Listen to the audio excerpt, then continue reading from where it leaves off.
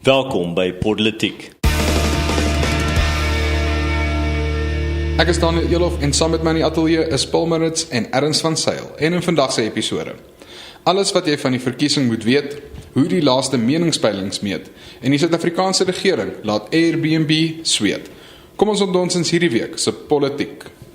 Nou ja, julle, ek dink ons het die gewoonte om spesiale episodes te hê wanneer daar nou 'n groot ding gebeur. Hierdie is nie noodwendig 'n spesiale verkiesingsepisode nie, maar ons gaan tog 'n bietjie aandag aan die verkiesing gee, juis met die idee dat hierdie episode afhangend wat se platform jy gebruik of Woensdag of Donderdag na jou toe kom. So as hy Donderdag na jou toe kom, dan kyk ons natuurlik nog uit vir die uitslae. As hy Woensdag na jou toe kom, dan is hy nog miskien heel moontlik voordat jy gestem het of in jou kar op pad stembus toe.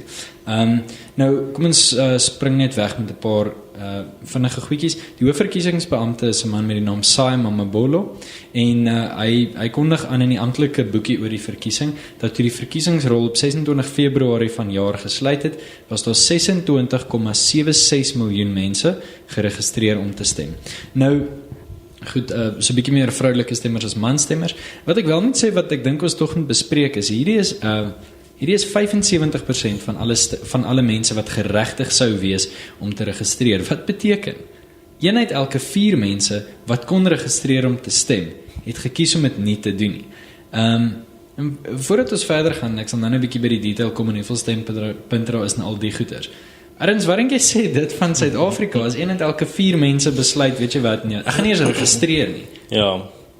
Nee, dis definitief 'n simptome van 'n eenpartystaat. Die idee van mense het nou al vrede gemaak met die feit dat, en in sy eie woorde te gebruik, soos Jacob Zuma gesê het, die ANC sal regeer tot die dag wat Jesus terugkom.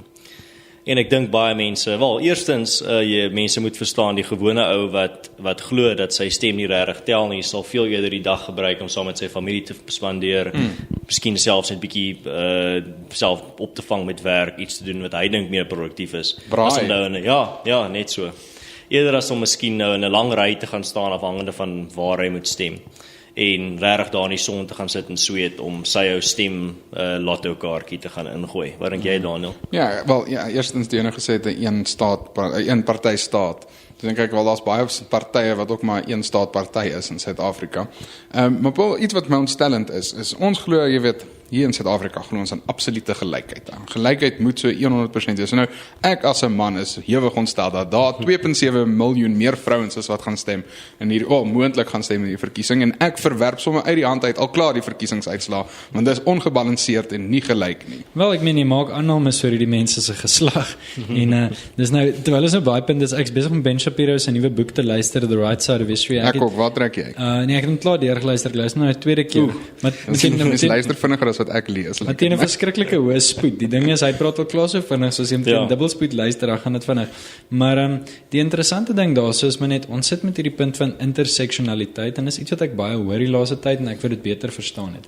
En dit gaan daaroor dat jy trek hierdie kruis en dwars interseksies deur jou samelewing, en sê vir mense afhangend waar jy by mekaar kom. Met ander woorde, is jy swart, maar is jy 'n man, goed, jy het 'n bietjie meer bevoordeling as 'n swart vrou byvoorbeeld, en dis is jy nie so geregtig op hulp nie, en so om daai tipe bepalings te maak. En ons weet natuurlik dis belaglik, want die hoeveelheid pigmente in jou vel is nie 'n maatstaf vir hoe swaar dit met jou gaan nie. Ek meen, Andile Ramaphosa het sy hele lewe lank aansienlik meer as wat ek ooit sal hê teen te neem. So dis maar net een voorbeeld, en in elk geval, maar net om daarop kommentaar te gee, ons het meer vrouens as mans in Suid-Afrika. Nou, iemand wat in Potch geswat het, soos ek sal vir jou sê, dis nie altyd 'n slegte ding nie. Bietjie minder bekleierye en kuierplekke. Wat stemme betref, hoop mens dat die vroue bietjie meer logies is dalk, dat dit op die einde van die dag sinvol sal wees. Erns, ek weet as ons nou 'n bietjie by jou besprekingspunt kom, gaan ons kyk na meningspeilings, maar miskien is dit juist positief dat die vrouens so bietjie steurend is met die manier hoe hulle stem. So hierdie statistiek wat jy gesien het oor die mans en die vrouens, en as jy nou sê van miskien is dit beter dat daar meer vrouens is, is jy besig om te sê dat daar was minder vrouens in die vorige verkiesing was meer gelyk, of is dit maar net 'n algemene Dit is net geregistreerde kiesers. Ja, kyk, daar is so 2% meer vroue as mans in Suid-Afrika, maar meer van hulle het gaan stem. Jy weet, ons kan nou analities raak daaroor, ek dink nie noodwendig dis sinvol nie, kom en sê maar net dis nou maar net hoe die dobbelstene geval het. Right. Wat ek wel kan sê, natuurlik onder ouer mense is dit baie meer vrouens. Vir die eenvoudige rede dat mans geneig is om statisties nie so lank te lewe nie. Nou goed, prakties, daar's 29,000 buitelandse Suid-Afrikaners wat kon stem, die 27ste April, hoeveel van hulle gestem het, weet Dis, ek nie dit was in die presies 19,000 dink ek op die ouende gewees nie. Dit sal eintlik jammer wees as dit slegs 2/3 was, want ek dink die buitelandse stemme Dit was 19,000. Dit is eintlik dan redelik min. Daar's môre of vandag dan nou, vandag vir die verkiesing is daar 28,758 stempunte. Nou dis verskriklik baie en mens moet tog vir die onafhanklike verkiesingskommissie 'n woordjie sê. Hulle het regtig moeite gedoen hiermee en hulle beplanning tot dusver van wat ek kon sien was goed. Kom ons hoop maar dat daar by al die regulasies gehou word. Prakties wil ek net so stel van my kant af, en ek kan nie praat vir die hele politiek nie natuurlik, maar ek wil regtig vir jou as luisteraar sê, gaan stem.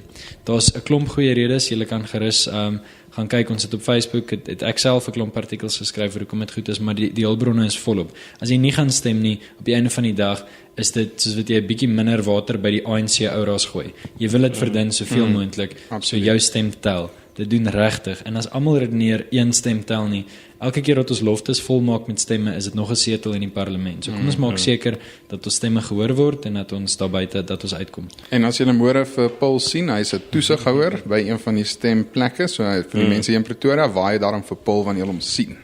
Ek het net 'n vinnige punt, want ek net voordat ons hierdie onderwerp dalk afsluit, maar wil uitkom. Jy het gepraat oor interseksionaliteit. Ek het snaaks genoeg 'n interseksionaliteit toets nou die dag gedoen op die internet, waar hy vir my sê, wat is my interseksionele telling?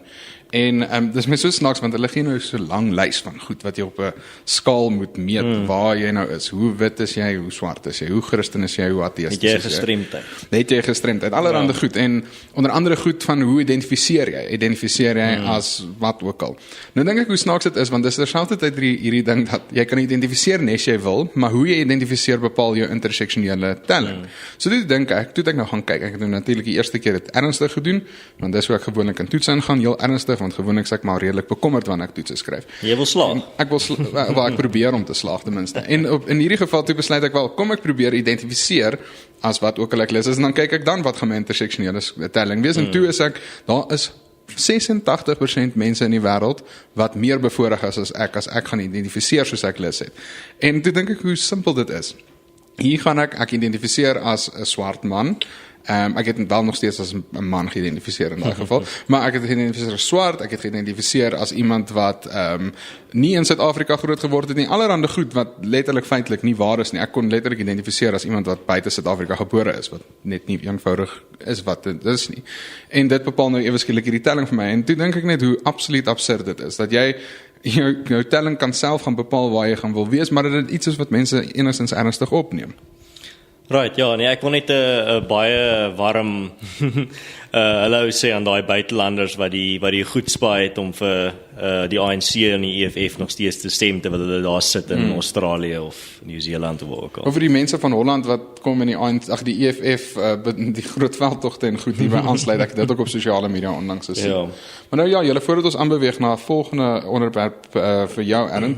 Vandag se episode word natuurlik met trots geborg deur die Afrikaner Handelshuis. Hoe Afrikaans is jy? Drink jou koffie omdat tee te Engels is? Ek doen, alhoewel ek hou van 'n stoute teetjie elke nou en dan, maar ek loop wel kaalvoet en klop my eie botter in my spaartyd. So dit beteken dat ek altyd en gereeld www.afrikaner.com besoek, die grootste Afrikaanse aanlyn winkel. Jy, Politiek luisteraar, kry R60 afslag indien jy die couponkode Politiek gebruik. So gaan soek gerus die webtuiste van die Afrikaner Handelshuis. Ek herhaal dit weer eens, www.afrikaner.com, die tuiste vir alles Afrikaans. Nou ja, Ernst, jy sê ons het 'n paar laaste meningspeilings wat ons nou moet kyk voor die verkiesing. Ja, nee, daar het 'n baie interessante een uitgekom van die ERR, die Instituut van Rasseverhoudinge. En wat daarso gebeur het, is hulle het met op 'n 70% turnout het hulle bereken deur hulle navorsing dat die ANC nasionaal slegs 53% kan kry en ook dat die DA rondom 24% kan kry en die EFF by so 14%. En dan twee provinsies wat baie interessant was KwaZulu-Natal en Gauteng, wat al twee hierdie provinsies volgens hulle navorsing kan die ANC daal tot onder 50%. En sommer net om vir jou 'n bietjie van 'n nader bekyking te gee daarvan KwaZulu-Natal, kan die ANC 48% kry volgens hulle meningspeiling, die DA groei tot 20%, en dan die EFF, baie dramaties, van 1.85% in 2014, kan dit groei tot 13% hierdie jaar. So daar's twee baie groot provinsies wat volgens hulle navorsing en hulle meningspeiling 'n groot rol hierdie jaar kan speel. Kyk, ons het dit verlede week ook op ons episode gesê, maar 'n baie belangrike ding wat ons nou moet kyk, man, die uitslag van die verkiesing nou, ek dink Saterdag aand, ek dink dit kom Saterdag aand uit. Ja. Nou moet kyk is die gesamentlike, kom ons noem dit die grondonteiening sonder vergoeding partye en hoe hulle gaan doen. Ons weet dis belangrik dat hulle minder as 66% kry, maar dan is dit ook natuurlik belangrik om te sê dat al kry hulle dalk net 66%, beteken dit nie noodwendig hulle het altyd 66% se ondersteuning nie. Daar kan dalk mense wees wat met hulle gewetes in parlement stem en die wetgewer stem. Ons hoop so, maar mense weet nooit noodwendig nie. Ek bedoel, partye is redelik streng met hoe hulle vir hulle verteenwoordigers sê om te stem, maar dis iets wat ons definitief met 'n fyn oog moet dophou wanneer die uitslag nou Saterdag gaan kom. So vir my kan dit op 'n praktiese noot. Ons kyk baie na peilings en goed peilings gee vir ons 'n bietjie orde binne die wanorde. Ek dink tog op die einde van die dag al hierdie goed is 'n opgeleide raaiskoot. Ja. 'n paar dinge gaan verseker bepalend wees.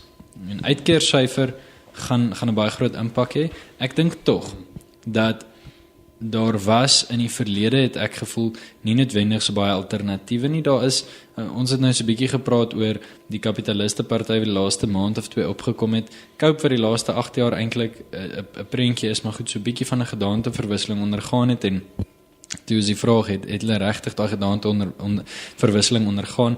Klomp van die DA se ondersteuners wat moet vra, skaar hulle nog by van die uitsprake wat mense soos Boomziele van Dam maak.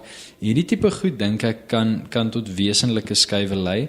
En natuurlik, of ons daarvan hou of nie, iets wat al die meningspeilings oor saamstem is dat Julius Malema iets reg doen, dat hy moontlik een van die groot wenners kan wees. Om te klim van 6,7% of wat hy ook al gehad het, tot 'n moontlike, en die minimum wat ek al gelees het is dat mense sê 11%.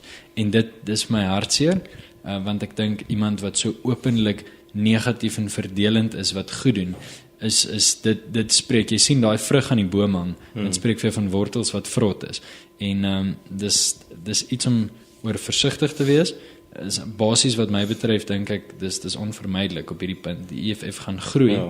En dit gaan 'n impak hê in die manier hoe ons toekoms uitpan vir die volgende 5 jaar. En ja, ek het nogal iets interessant. Ronaldo Gous het laasweek op iemand se livestream met hy in die kommentare gesê dat as die EFF 15% kry, sal hy sy, dit was nie dit was die VF+. Hy het gesê as die VF+ 1 miljoen stemme kry, sal hy sy kanaal verwyder van die internet af. Reg, nou, hoeveel stemme het hulle gekry in die 2014 verkiesing? 160.000. Ja, 1 miljoen is nogals groot. So. Is nog al 'n berg om te klim, maar daar's 'n uitdaging vir mense wat nie hou van Ronaldo se program nie. Ons hou van Ronaldo al. Is hy die ondersteun? Jy sê jy gaan jou baard skeer of so iets. Kom nou Ronaldo. Ja. Ek wil net Paul, jy het nou vir Julius Malema genoem toe gepraat het oor die EFF. Het julle gesien dat daar's nou blykbaar is hy aangebied om 'n kabinetsposisie te beklee indien die ANC en die EFF half saamwerk na die verkiesing? Dit is wat hy sê, en kyk, ek kan myself goed indink dat as die ANC minder as 50% in Gauteng kry, wat ek dink een van die groot dinge is wat almal dophou in hierdie verkiesing, ons weet Dawie Skols, een van die voorste ouens op hierdie veld, praat baie daaroor, ons weet Gerrit van Onselen praat baie daaroor, as dit sou gebeur, dan ek is redelik seker al die klein partye behoort hulle by die DA te skaar, en ek is redelik die ANC op sy eie gaan dan daai blok hê. So kom ons sê, hulle sit elkeen met omtrent 44%, en die EFF sit met daai 12% of wat ook al, en hulle kan die besluit maak vir wie gee hulle hierdie provinsie. dan dink ek Cyril Ramaphosa het dalk 'n bietjie meer om te bied. En as hy sê, luister Julius, ek gee vir jou minister van basiese onderwys, of ek gee vir jou, ek meen vir Malema, hy gaan iets soos mineraalregte, waar hy gaan ergens wil hê van hy tenders kan kry. Ja. Of minister van arbeid, as jy nou kyk na hulle beleidsposisie, maar jy weet, minister van arbeid, ja. Minister van finansies, economic freedom fighters, nee.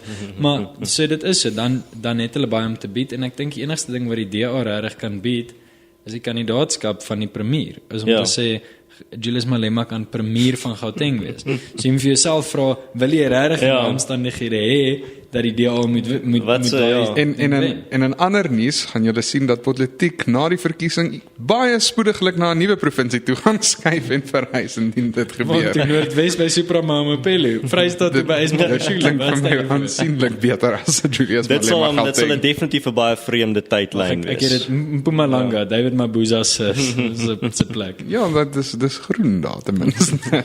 Maar nou ja. Is daar nog iets wat jy wil ons moet na kyk hierso spesifiek, of ek reken volgende week kan ons natuurlik baie meer duidelikheid hê hierdie was maar die hoofnuus, was maar hierdie laaste ERR meningspeiling was die hoofding, want al die laaste bietjie van bespiegeling voor. Dink jy ANC gaan 50 kry in Gauteng? Jo, ek was nou nie, ek woon nog net hier in Pretoria vir 4 maande, so ek het nog nie die politieke omgewing so goed verken nie. Maar ek sal sê, ek dink hulle gaan dit gatskraap net maak. Ek dink nie ek dink is bietjie lugkastele bou om te dink dat hulle onder 50 so sal gaan. Net 'n laaste punt van om hierdie onderwerp af te sluit. Mense moet altyd onthou met hierdie meningsopnames dat as jy nou byvoorbeeld dink aan 'n 400 meter wedloop, dan is dit 'n foto wat ergens op 'n punt van die wedloop geneem is. En hierdie foto van hierdie meningsopname is nou kort voor die wenstreep geneem. Ek bedoel, dit is redelik aan die einde, maar dit bly maar 'n foto op die ou ende, en dis 'n foto wat wys dat die resies redelik naby is en dat daar fyn verskille is. So mense moet net besef, enigiets kan gebeur op die ou ende. Ons sal sien wat nou met die uitslag gebeur, maar dat ons het die afgelope 2-3 jaar is ons almal deeglik bewus van die feit dat meningsopnames nie noodwendig altyd so akkuraat is nie. Ek bedoel, dit het 'n hele paar goed verkeerd gekry, soos Donald Trump se verkiesing en Brexit. Dit kan hier ook gebeur. Nee, verseker. Ek dink is definitief iets wat mense moet dophou, maar gepraat van wanvoorstellings, ek het al op 'n plek aangekom en dan dog ek die plek waar ek bly is groen en dit kyk uit op die veld en alles wen, en dan is dit nie noodwendig so nie. As dit nie die Vryheidsfront Plus hoofkwartier nie, Paul. Die teenoorgestelde het ook al gebeur dat ek baie goed verras was, en ek praat natuurlik van Airbnb, 'n maatskappy wat in Suid-Afrika ook baie groot is, en hulle is vir al die regte of al die verkeerde redes in die nuus, veral as jy 'n bietjie vrye markperspektief het, né, Daniel? Ja, die ding is, soos alles in Suid-Afrika, probeer die regering sy hande om en vas en jy weet, by alles uitkry, en dit ek sal nie sê hande nie, ek sou eerder sê tentakels. Tentakels, ja, die punt is, ons kan, hoe sê hulle in Engels, ons kan niks lekker sê, we can't have anything nice in Suid-Afrika. Ja, daar's 'n toerismewysigingswet wat onlangs bekend geword het, en die minister van toerisme, Derek Hanekom, het gesê, toe maar is nie, ons hoef nie bekommerd te wees nie, hulle wil nie Airbnb doodmaak nie, of versmoor nie, hulle wil dit net reguleer, soos wat dit in ander plekke gebeur. En dis nou na aanleiding van 'n paar klein gastehuise wat gevra het dat die regering ingryp. Dit is my altyd so ironies dat mense altyd sê, ag, die regering is so sleg, totdat dit kom by iets wat hulle aanraak, dan wil altyd net nog meer regering hê en nog meer betrokkenheid en ingryping hê. En ja, die gastehuisbedryf en baie van die nie behuisingsbedryf, wat noem mense dit, die akkommodasiebedryf, het gevra dat die regering toetree, want hulle voel dat Airbnb het 'n onbillike voordeel en dat dit hulle mark ernstig tref. En toe die regering besluit, ja, weet jy wat, dit klink na 'n goeie idee, en wat dit nou basies doen is dit vat die einste voordeel, die einste ding wat Airbnb so goed maak vir ons as gebruikers, vat dit weg. Dit wil nou ewe skielik reguleer hoe lank mag mense by Airbnb's bly. Dit wil reguleer hoeveel geld mag die Airbnb's vir die plekke vra. En die ironie van die hele saak is enige gastehuis kan as 'n Airbnb registreer. As jy 'n gastehuis het wat klaar by die gewone owerhede geregistreerde gastehuis, kan jy net ook gaan in 'n Airbnb kamer registreer, en dan is jy in elk geval deel van dit en het jy al die voordele daarvan. Ja. So as ek vinnig net hierso kan 'n opmerking maak van dit wat gebeur. Essensieel weet ons dat in Suid-Afrika 'n klomp mense is wat ons uitbuit. Ons weet dit. Jy sit met net 2 of 3 groot selfoondiensverskaffers, so jy moet hulle belaglike pryse betaal. As jy rugby wil kyk, moet jy gebruik maak van 'n belaglike duur diensverskaffer en R1000 betaal vir 'n klomp kanale wat jy nie soek nie, sodat jy kan kyk hoe Dwayne Vermeulen 60 meter hardloop, wat nog steeds 'n baie indrukwekkende ding was, en ek sal dit nie vinnig vergeet nie. Of jy kan oor jou skot om met 'n bakkie ry. Ja, maar die punt is, wat hier gebeur, is dat daai gate raak gesien word. Dit is nie regverdig. Eerlikwaar, nee, regtig. Jy het 'n stil bate wat jou niks kos nie. Dit kos jou R50 of minder om iemand te kry om na die tyd lakens te kom oortrek. En jy vra vir my R2000 om 'n aand hier te bly, sodat ek na natuur kan kyk wat jy nie daar gestel het nie. Verstaan, dis 'n verskriklike hoë winsmarge, en ek verstaan is 'n kompeterende bedryf en wat is dat, maar Airbnb, dieselfde met Uber, wat seker ook op een of ander stadium nog regulasies in die gesig sal staan, dieselfde met Apple Music, want jy kan argumenteer die mense wat die series gesny het is nou werkloos. Die punt is, in plaas die mense wat daai onwettige series by verkeersligte verkoop word belemmer deur Apple Hulle Music. mixtapes. Die punt van die saak vir my is, in plaas daarvan om regtig te kompeteer en te sê wat is hierdie mense se voordeel wat hulle het, kom ek kyk of ek met hulle kan kompeteer. Ek meen, ons kompeteer met tradisionele radiostasies en politieke programme. Dit vat van ons 'n middagete of ons doen dit vinnig in die oggend voor werk, en ons kan kompeteer en ontwrigtend wees. Ja. Nou, net omdat jy nie hou van wat iemand doen nie, nou reguleer jy hulle basies uit hulle mark uit. Dis belaglik, en dit kom weer eens terug by daai gehakte plaat ding wat ons sê, dat die Suid-Afrikaanse regering homself te veel mag toeëien. Hy gee homself te veel mag oor die ekonomie. Ja, en iets wat ek baie interessant vind is die feit dat hulle vra nie eerder dat hulle meer gedireguleer word nie. Hulle wil eerder hulle opponente ook reguleer soos wat hulle word. Dis soos om te sê, nee, ek wil nie my opponent doodmaak nie. Ek wil maar net 2 5 kg bakstene aan sy bene vasmaak en dan met hom resies hardloop. Dis presies dat ons trek almal af eerder as om mense op te help Net so, en verder te ja. bou. Ek weet ons het nie eintlik voorberei of enigstens beplan om hierdie te bespreek nie, maar Ernst, jy het nou my daaraan laat dink. Steve en DStv. Dis vir my 'n interessante punt hierdie, want dit grens aan die vraag van wat is die verantwoordelikheid van MultiChoice en DStv. Vir die luisteraars wat nou nie weet wat gebeur het nie, maar MultiChoice en DStv het besluit om glad nou nie betrokke te wees en enige beeld te wys van Steve Ja, op alles vorme van uitsending. Selfs goed soos films, soos Treurgrond waar jy net 'n karakter in speel. Yes. Maak nie saak dat honderde mense aan daai film gewerk het nie. Hierdie een karakter maak nou dat hulle daai film nooit weer gaan wys op televisie nie. Nou my vraag aan julle is, die libertarian in my, die deel wat voel dat die staat moet net so min as moontlik betrokke wees in vryheid van spraak is absoluut belangrik, veral in 'n land soos Suid-Afrika. Voel in die vrye mark kapitalis in my hart. Voel dat wel MultiChoice is 'n privaat maatskappy, hulle behoort te kan doen wat hulle wil en ons as gebruikers van MultiChoice behoort te kan besluit, hou ons van die besluit wat MultiChoice geneem het, is rugby op Supersport vir ons meer belangrik as die beginsel dat hulle nie vir Steve wil uitsaai nie. En dit bly maar vir my 'n moeilike vraag. My gut wil ek sê is aan die kant dat MultiChoice kan doen net wat hulle wil en dan as Steve gaan en hy sê vir al sy volgers, wel breek julle DStv dekodeerders, dan sit reg. Dan behoort dit so te gebeur. Ek dink die MultiChoice behoort verplig te kan word deur die regering om wel Steve te wys nie. Ja, maar op dieselfde tyd ook moet ons in ag neem dat MultiChoice het 'n monopolie op die mark. Daar is absoluut niemand anders wat jy kan nou praat van Netflix of van al die ander dienste wat daar is, maar daar's niemand wat regtig binne in, ek bedoel nou presies MultiChoice se mark waar jy skottels opsit en daai spesifieke soort televisie is daar niemand, en selfs nou, hulle probeer nou vir Netflix ook reguleer met druk van mense soos MultiChoice. En dan wil ek net vinnig 'n bietjie van 'n shout-out gee vir Malkop Media, wat oor die naweek sy DStv decoder, hy het 'n groot, like amper so 'n selfoontoring of iets geklim daar in die Magaliesberge en het daar van bo af gegooi. En dit was nogal vir my baie indrukwekkend, veral dat hy vir hom sê, maar kyk nou mooi vir Pretoria, want dit is die laaste keer wat sy vir jou gaan kyk. So wel gedaan, dat 'n hele paar baie interessante en kreatiewe video's sover uitgekom. Halgewere en bakkies en allerlei dinge. So, die ding is, goed, net prakties terug by die punt, ek dink, dis heeltemal MultiChoice se vrye reg as besig om te doen wat hulle wil. Ek verstaan die monopoliepunt. Prakties kan mens wel sê, ek dink tog Panyaza Lesufi se tweet wat veroorsaak het dat daar ingemeng is met 'n musiekvertoning. Dit het alles soort van die ding in die gang gesit, en Panyaza Lesufi is 'n regeringsamptenaar en hy gaan heel moontlik meer mag hê na die verkiesing. So ek dink ongelukkig was MultiChoice nie van die begin af net vry nie. Hulle het ingetree vir wat vir druk van die regering. Ja, daar is 'n baie goeie punt. Ek dink wel, miskien is dit veilig dat ons so 'n bietjie oorgaan. Dan nou weer nog iets sê, ons kan gerus bietjie oor Amerika gesels. Oor die water en dan kyk ons na internasionale politiek, een van ons gunsteling segmente. En nou weet ons dat die mees berigte of beroemde of besproke figuur in die wêreld van omtrent middel 2015 af is meneer Donald J. Trump. En hy is natuurlik, hy is Marmite, hy is mal oor hom of jy gelaat nie van hom nie, ons niks in die middel nie. Net sê, hy is nie smart, hy is meer so oranje. En ja, so hy het weer hierdie week in die nuus gekom vir miskien die regte redes, Erns.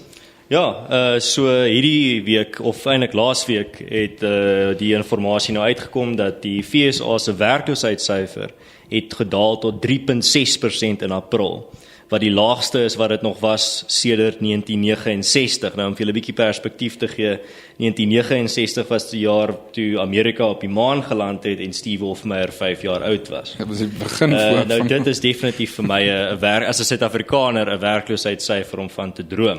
Wat is julle opinies oor? Absoluut.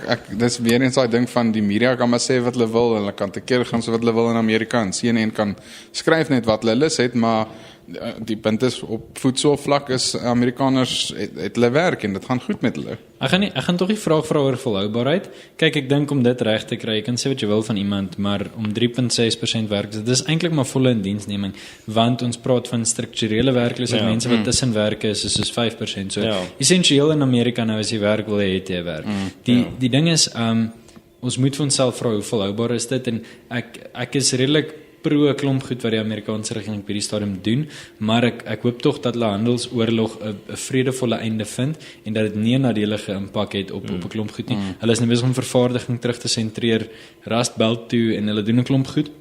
Wat Trump beloof het, is lekker om te sien hoe 'n politikus regtig doen wat beloof is en aanhou daarmee. Dit nie net vir 'n jaar gedoen nie, hy hou aan en daar's duidelike visie en 'n plan vir Amerika. En jy weet, so mense sal net maar kyk as wat op die ou einde gaan gebeur, is dat daar weer 'n demokraat gaan kom en weer mense meer gaan belas en besighede gaan afleggings doen. Dit gaan gebeur en mense sal dan maar kyk hoe hierdie goed wat in plek gestel is daar bly, maar mense kan nie met statistieke strei nie, en 3,6% is bitterlik laag. Ja, absoluut. Paul, kom ons sluit ook bietjie af soos wat het ons gewoond geword het met bietjie positiewe nuus. Is daar iets van jou kant af wat jou oog gevang het? Ja, ek self is nie 'n verskriklike, ek was nog nooit in my lewe Blue Bull ondersteuner nie, maar ek dink tog ons kan dit sien. Ek dink tog in 'n wêreldbeker jaar kan ons nie stry nie dat wanneer dit goed gaan met die bulle, gaan dit goed met die bokke. En ek dink tog dat dit die moeite werd is, die van julle wat nog nie op Dwayne Vermeulen se Instagram gekyk het nie. Hy het nou saam met Loftus die Dwayne Special, julle kan op die Blue Bulls webblad gaan kyk, R20, dan kan jy 'n kaartjie kry om Vrydag aand die Crusaders teen die Bulle te gaan kyk. Ek gaan daar wees, ek dink eenvoudig net, hierdie is groter as wat ons besef, want as die Bulle die Crusaders wen, dan is dit so amper so ietsie wat ons vir hulle sê, ons kry hulle oor 6 maande in daai semifinaal, en dan gaan ons vir hulle roer. Ek weet is nie, jy is baie meer optimisties oor Suid-Afrikaanse rugby as wat ek is. As die Bulle die Crusaders kan wen, dink ek dit sal 'n massiewe ding wees. Ek het noudag die oulikste ding grappie gesien op Twitter waar iemand gesê het die Sharks ooit 'n afrigter? Toe sê iemand nee, ag dis sommer net een van hulle se pa wat bietjie help. 'n Paar van hulle se pa wat bietjie. Maar nou ja, iets van my kant af, dis 'n bietjie ouer nuus. Dis nou nie noodwendig hierdie week wat dit gebreek het nie, maar Star Wars, ek is 'n groot nerd en daar's 'n nuwe Star Wars trailer. Sterreoorlog, ja, kom ons praat mooi Afrikaans.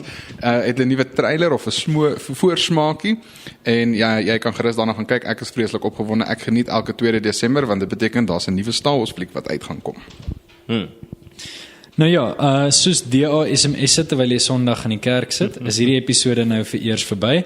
Ons nooi jou as luisteraar uit om ook self bietjie te onnonsens deur die gesprek voor te sit in die kommentaarafdeling. Ondersteun ons asseblief op Patreon. Ons wil regtig lekker nuwe toerusting kry en hoë gehalte klank vir jou bring. En jy is ook natuurlik welkom vir ons resensie te los op enige van die platforms waar jy luister en waar daar geleentheid vir 'n resensie is. Met jou klagtes en gedagtes, volg ons ook op sosiale media. Jy kan vir Erns kry by Con Caracal, kan vir Daniel kry by DJ Ilof en ek het die kleinste profiel van ons almal mee. Ek kan my kry by Paulus 130. Praat met ons. Julle sal hou van die bekleierery wat ons op sosiale media begin en is natuurlik deel van 'n groter virtuele gemeenskap wat ons uitbou. Lekker dag.